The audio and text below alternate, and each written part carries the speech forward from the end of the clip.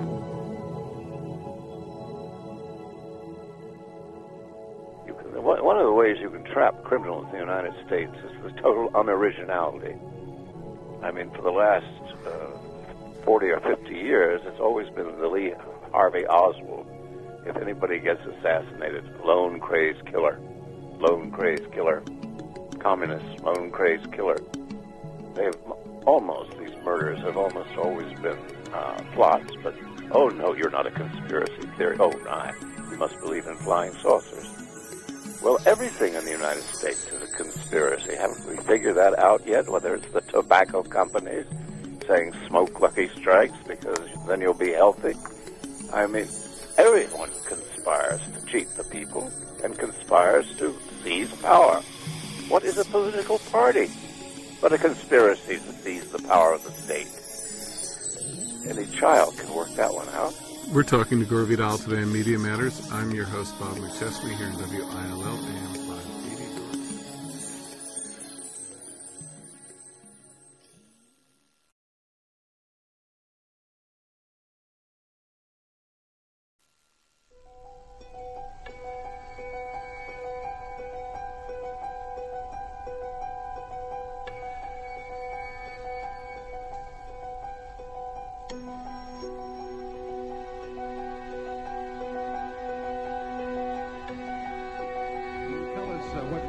Security was for the senator?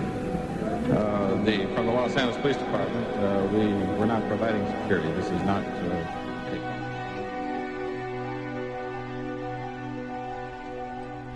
One witness said that those shots came so close together that he could scarcely believe they were fired from one gun. A reporter heard the shots from adjoining rooms, said they sounded almost like they came from a machine gun.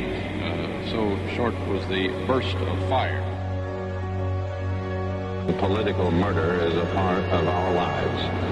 It has been through our history, even though our history shows that political assassination usually has changed things not for the better, but for the worse.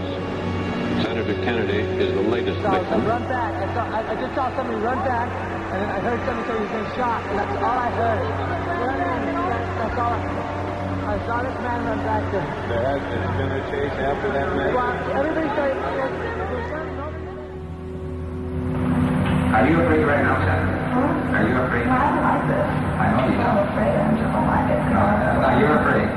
They were berating her, badgering her, thinking of little tricks to throw her off. Well, he put words in her mouth. He literally put the words in her mouth. And she finally broke down under the intense pressure. As we begin to hear from these edited excerpts, Hernandez is giving a solo rendition of Good Cop, Bad Cop, showing a patronizing concern for Serrano on the one hand and menacing her in subtle ways on the other. Serrano, one must remember, was merely a witness. She was not a person accused of a serious crime, clinging to a flimsy story with the hope of escaping punishment. She had no reason to invent such a story, but more important, the LAPD's own All Points Bulletin, from a separate source, describes the very people and the conversation Serrano was reporting. Nevertheless, Hernandez keeps attacking. The promise is that if she changes her story, the questioning will end. The threat is to publicly denounce her as a liar and to continue the interrogations. You see what happens? There's two ways to approach this thing. What? The first one is for me to appeal to you as a decent woman that campaigned for Senator Clinton. This is the one way I can approach. The other way is for me to fold up the paper, go out here and tell these people, have them come where they're going to come upstairs. And this is the wrong way, because look, I have to look at myself. When I shave in the morning, I look at myself. Right. And right now I have my deepest compassion for you because you're a young lady. Mm-hmm. And I want to try to do whatever I believe is best for you. What's best for you? Well, there was this girl she was coming downstairs and she said, we shot. And all this girl in a polka dot dress, a white dress, polka dot. And it's like a disease. I know what I'm telling you. It said I've never even seen a girl with a polka dot dress. I'm saying that nobody told you we had shot Kennedy. Yes, somebody told me that we had shot. No. I'm sorry, but that's true. That is true. Look, one of these days you're going to be 27 years old, 28 years old. What kind of a person? It's a whole mess of things. Well, start from the beginning. It's too messed up. Even I can't even remember what happened anymore. Well, number one, you know that nobody told you we had shot Kennedy. No, somebody told me we had shot Kennedy. No, nobody told you. Where did they tell you this, Sandy? Outside. No, ma'am. No, ma'am. Yes, sir. Yes, sir. Sandy, like I say, don't be. Well, I'm not going to say I truly believe somebody told me, and I'm not going to say nobody told me just to satisfy anybody else. No, just the truth to satisfy yourself. No, honest. Yeah. To satisfy the family, the remaining family of this. The Kennedys have had nothing but tragedy here since the first President Kennedy, now Senator Bobby Kennedy. Now what next? They have enough. At least it's a consolation to them. And I'm certain, and you mark my words, that one of these days, if you're woman enough, you will get a letter from Ethel Kennedy, personal, thanking you for at least letting her rest on this aspect of this investigation. Somebody told me that, honest. No, really. No, look, Sandy, and I'm not going to put words in your mouth, but I want you to tell me the truth about the staircase. Nobody in that staircase, what you're telling me here, told you that we have shot Kennedy.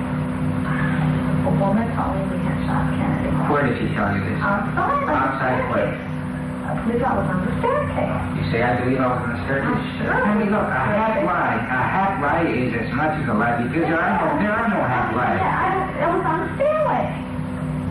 And that's what she said. Sandy, look, you're basically a decent person. Thanks. You're basically a decent person. But here you are, you're 20 years old. This is going to change your whole life in here. You're growing real fast in this room right now because you know that you have to make a decision to tell what's truthful, what's honest, what's right. No, you can't say that. I can go. Well, you can't say it with your lips, you can say it, but with your feeling, your heart, your soul, you've told me here. These are lies. This story is a lie. This didn't happen. As we listen to excerpts from the last 20 minutes, we hear Serrano begin to wear down. Sergeant Hernandez senses her exhaustion and in his patronizing manner begins his endgame. How come you're making yourself suffer like this? I'm not making myself suffer. I'm not suffering.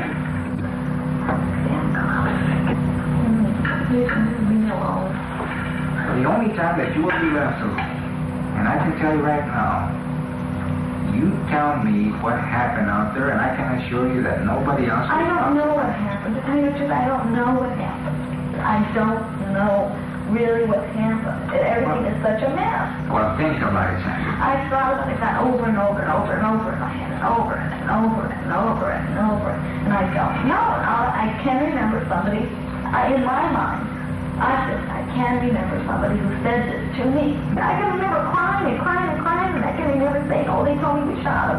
I can remember saying that, and then before I know, like, oh, you see two people? Oh, they were coming. Where were you at? I was outside. Did you see them run? Yeah. You know, the whole big mess. Oh, I don't know. They messed me up.